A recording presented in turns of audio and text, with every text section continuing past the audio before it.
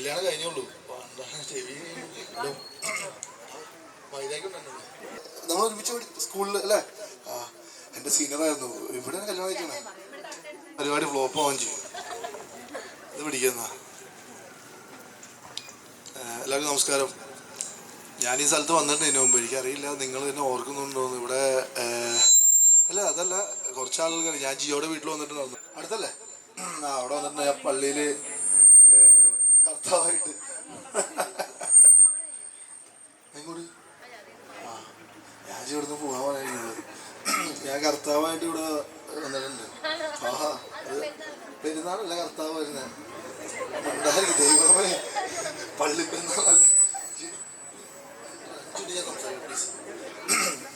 അപ്പോൾ അന്ന് എനിക്ക് ഭയങ്കര എന്താ പറയുക, രാത്രി വന്നു. അപ്പോൾ കുറേ ആളുകൾ പള്ളിയിൽ ഓൾറെഡി എല്ലാ വർഷവും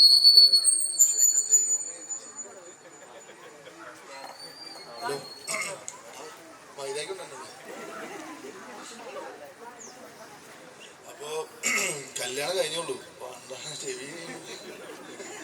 അപ്പോൾ അന്ന് വന്ന സമയത്ത് ഭയങ്കര എന്താ പറയുക, ആളുകളൊക്കെ കുറേ ചേച്ചിമാരൊക്കെ ഞെട്ടിപ്പോയി. കാര്യം ഈ സ്റ്റാർ മാജിക് ബിഗ് ബോസിലൊക്കെ തന്നെ ആളുകൾക്ക് കുറച്ച് പേർക്ക് അറിയാം. അപ്പോൾ ആ ലാഗായിക്കോട്ടെ, കുഴപ്പമില്ല, അതും സംസാരിക്കാൻ 5 മിനിറ്റ്. അപ്പോൾ അന്ന് ഭയങ്കര സന്തോഷം തോന്നി. പിന്നെ ജിയോ എന്നെ ഉദ്ഘാടനത്തിന് വിളിച്ചത്. അപ്പോൾ അങ്ങനെയാണ് ചേട്ടൻ എനിക്ക് പരിചയം. അപ്പോൾ എന്തായാലും ഭയങ്കര സന്തോഷമുണ്ട്. അപ്പോൾ ഭയങ്കര സന്തോഷമുണ്ട്. എല്ലാവരോടും വന്ന എല്ലാവരോടും നന്ദി. രാവിലെ കുറച്ച് മഴയൊക്കെ പെയ്താലും ഇപ്പോൾ ഭയങ്കര ചൂടായിട്ടോ. അപ്പോൾ നിങ്ങളോട് നന്ദി, ചണ്ടോട്ടി എല്ലാവരോടും നന്ദി അറിയിക്കുന്നു. ഭയങ്കര സന്തോഷമുണ്ട്.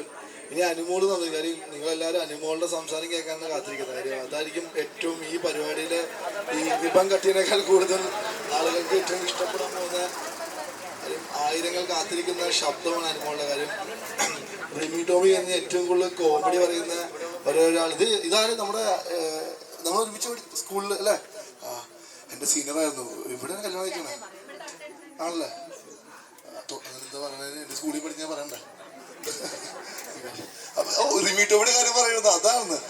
റിമി ടോമി, ആ ടോപ്പിക്കിലേക്ക് വരാം. റിമി ടോമി കഴിഞ്ഞ് കഴിഞ്ഞാൽ ഏറ്റവും കൂടുതൽ കോമഡി പറയുന്ന ലേഡി സൂപ്പർ സ്റ്റാർ എന്ന് പറഞ്ഞ അനുവാണ്. എന്ത് അപ്പോൾ അനുമോളുടെ കോമഡിയൊക്കെ നിങ്ങളെല്ലാവരും ആരെങ്കിലും ഇതിൽ അസുഖങ്ങളൊക്കെ ഉണ്ടെങ്കിൽ ഓവറടി ചിരിച്ച് ഹോസ്പിറ്റലിൽ ആംബുലൻസൊക്കെ റെഡിയാക്കുക. കാര്യം അനുമോളുടെ തമാശ കെട്ടി ഭയങ്കര പ്രശ്നങ്ങളാവും. ഇതിനു മുമ്പ് ഒരു ഉദ്ഘാടനം തൊട്ട് ചേച്ചി തമാശയുടെ തലയിറങ്ങി വീണ് ഭയങ്കര പ്രശ്നമായിട്ടാണ്. അത് ഉള്ള സംഭവമാണ്. പത്രത്തിലൊക്കെ ഉണ്ടായിരുന്നു, ടൈംസ് ഓഫ് ഇന്ത്യയിലൊക്കെ അത് കവർ ചെയ്തതാണ്.